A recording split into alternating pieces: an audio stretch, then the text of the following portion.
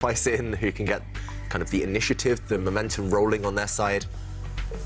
Yeah, as we mentioned, Rapport, he played in the candidates, maybe not the best tournament for him, so he'll want to atone for that. Mamedyarov, meanwhile, he's been playing a lot as well lately, and he's been in decent form. So, OK, he gets things started. It's d4. It's Queen's Pawn opening. Rapport, who knows what he'll play? He's a maverick when it comes to choosing openings as well. He often chooses some very weird, wacky stuff just to get the opponent thinking from an early stage.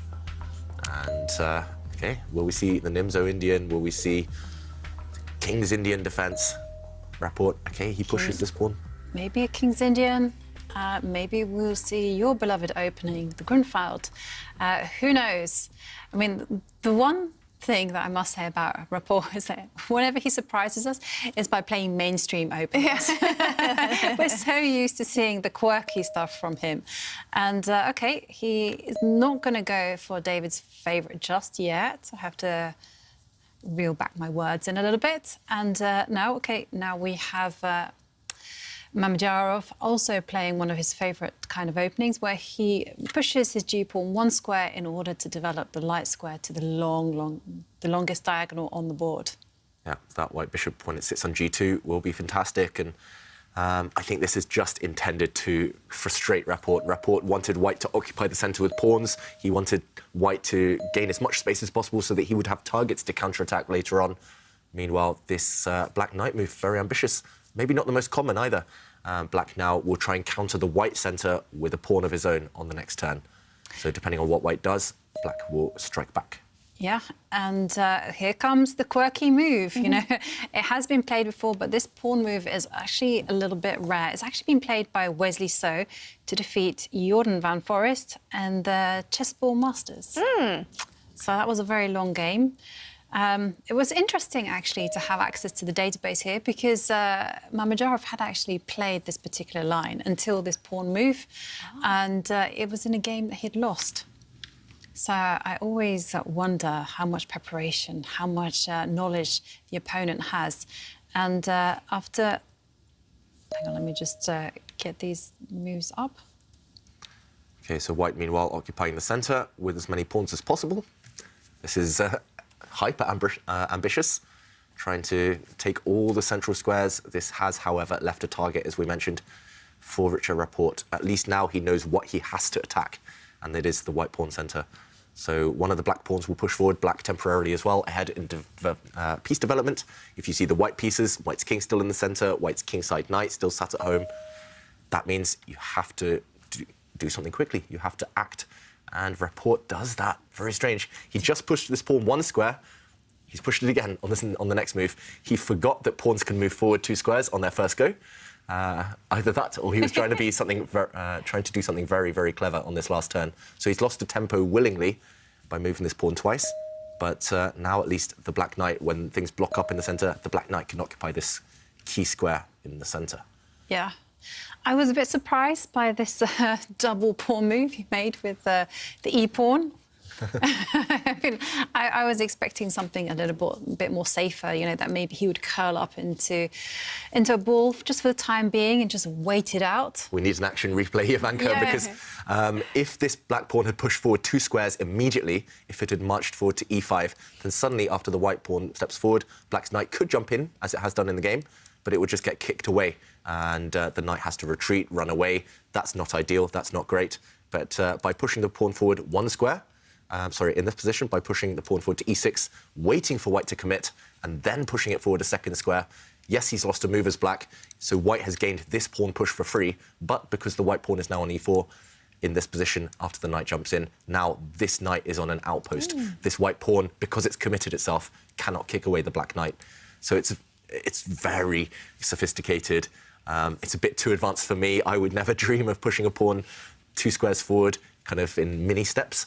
I would want to save time, but Rapport is not biased. He doesn't care there. And this knight now is actually quite hard to get rid of. If you attack it with your own knight, then black will probably just cement this pawn, push this pawn forward to cement the knight, now defending it this way, and white can actually capture en passant here, capturing the black pawn as if it just moved 1 square, but now after a recapture, black again defends this knight with his pawn, defends his knight with his queen as well. So this knight hard to get rid of. And, well, Mamedyarov is actually going to try. Do you think we're going to see something super wild, like opposite side castling? Ooh. That would be very Mamedyarov. I was thinking that. But now, actually, that he's put his knight on this particular square, I'm kind of going off the idea of putting the king on opposite ends. So you were thinking, for example, maybe bring the bishop forward. Yeah. At some point, lifting the queen up one square. So, for example, if black just waits, moving the queen up, castling the king this flank. Yeah, and then push forward with the pawns. Have the time of your life. Maybe do or die by your own sword. If they were playing for the fans rather than playing for points, they would definitely do this. But, OK, in the current position, it's a pity we didn't see that. Instead, white's knight was attacking the black knight, and Rapport did, as expected, push his pawn forward, But wait solidifying in the centre. OK, well, we have to do some maths here. There might be some capture the pawn in the centre. Yeah, white's knight can take a pawn. And black's knight now, I guess, would jump out the way. This knight, we note, is not protected. White's king as well in the centre, so there might be some ideas of a rook shifting across later to attack the white king. But knight takes pawn, I guess. I'm not sure which pawn to capture in the centre.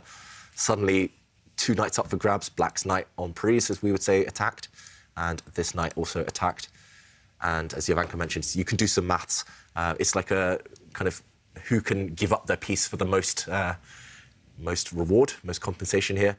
White can give up this knight for a pawn, for example, hoping that the knight is captured so that you can gain the black knight next move at a high price. But the problem is black's knight will take this knight, and suddenly the white queen is attacked, and it's too complicated in general to calculate. But the players, they are trying to work this out. That's why Mamedyarov is taking some time.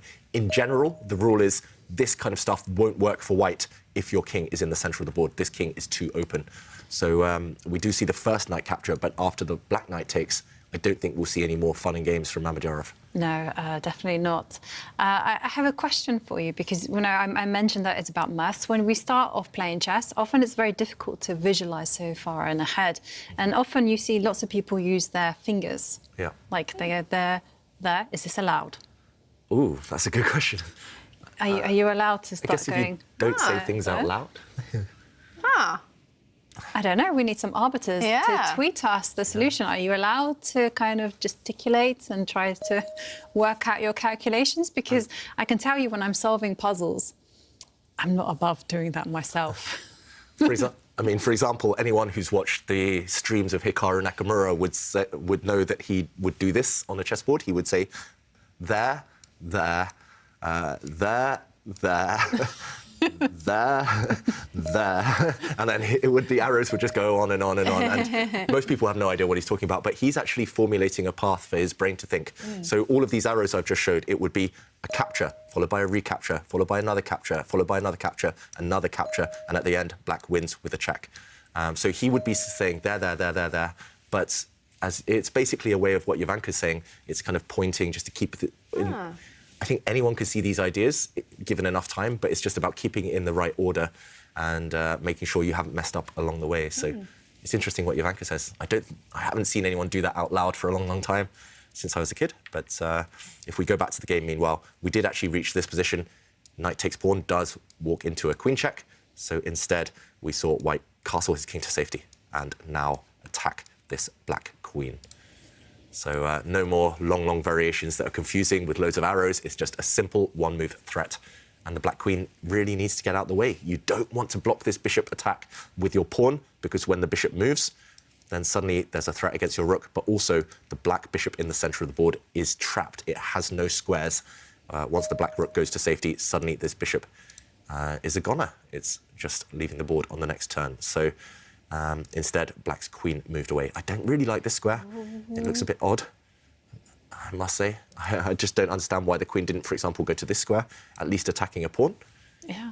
But yeah, now maybe Mamedyarov can use this square as a launching pad for an attack at some point, throw in a check. You could definitely imagine a situation where white starts pushing pawns towards the black king. Yeah, I'm just thinking that you could push your pawns forward, and once the bishop steps back, I mean, it's very tempting to also give a check to the king, and forcing the king into the corner. One thing black definitely doesn't want to do is trade off his pride and joy, the dark square bishop, because suddenly look at the dark squares around the black king. If the white queen ever lands here, it's simply checkmate. So white's queen will do a little dance, try to creep into the dark squares. This bishop too strong. Could it be a mouse slip by Mamedyarov that he dropped his queen 1 square too early?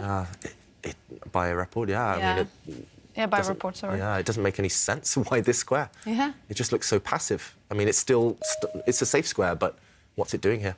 And I like that variation Jovanka showed, pushing pawns forward, kind of gaining momentum, threatening the bishop, next move threatening the king, and then maybe pushing again forward, try to sneak in the queen this way towards the black king. I think this would be fantastically strong. But, OK, instead, very solid move there from Mamedyarov, just moving his rook across. Still ideas of jumping in with a knight.